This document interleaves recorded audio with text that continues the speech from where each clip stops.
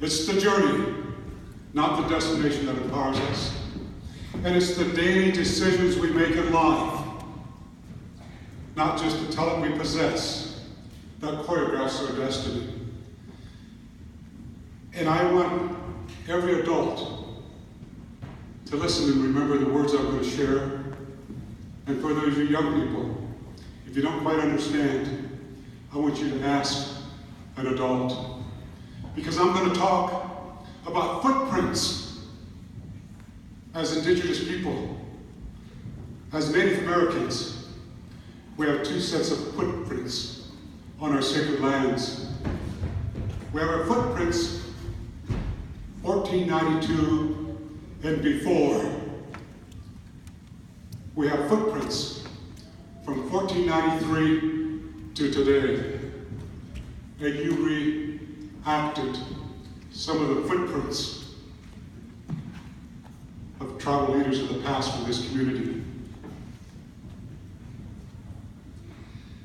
There are two chapters of America that are written but never taught. I want our young people to learn about the two chapters. Chapter number 1, 1492, a new country was discovered. The imperial countries of the world wanted to take their share of the land. In the new country, which we know now, the land space is North, Central, and South America. These footprints affected us greatly, tragically, painfully. The imperial countries of the world took from the Crusade era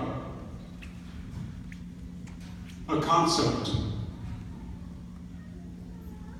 endorsed, and you can find this in the history books, endorsed by the Vatican, that any lands that are discovered, occupied by, quote, pagans, can only belong to the first Christian monarch that discovers them. That's the doctrine of discovery. And they will come under an international rule of law. Their laws, their customs will not apply. What the doctrine of discovery created, these are not my words, but some very prominent scholars in America today and other parts of the world. My wife and I were in Istanbul. A man was following us with 15 young people. My wife said, I think that man has a question for you. I stopped. He said, you are an indigenous man. I said, well, that's right. Any idea where I'm from? I know you're not Maori. You're not Aboriginal. I think you are an American Indian, or Canadian, or US. He looked at me, he looked at his students, and he said, I think you are Lakota. I got goosebumps. Then he said, do you know your treaty rights? I said, I know my treaty rights. Do you know the doctrine of discovery? I know the doctrine of discovery. He was teaching his students the doctrine of discovery. I'll repeat it one more time. A new land was discovered, the Americas. The imperial countries of the world said, with the courtesy of the Vatican, any new lands that are discovered can only belong to the first Christian monarch that discovers them. They created international rule of law that created justification, legal justification for theft. The breakout, the footprints began there. They created justification for genocide.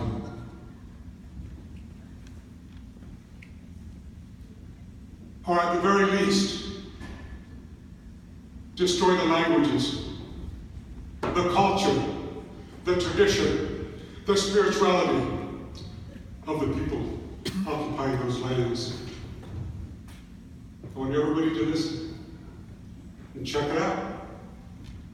1823, the United States Supreme Court incorporated the doctrine of discovery as this beautiful country we live in today, as the country's policy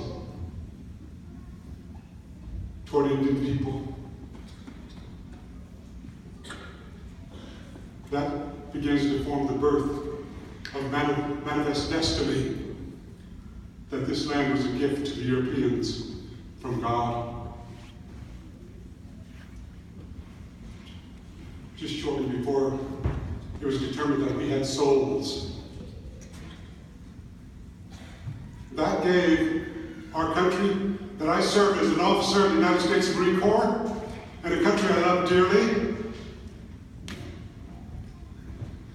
That does not mean we can't heal by educating people in the first chapter of this country, justifying legal theft, justifying genocide. The United States Supreme Court adopted that concept as the policy toward Indian people.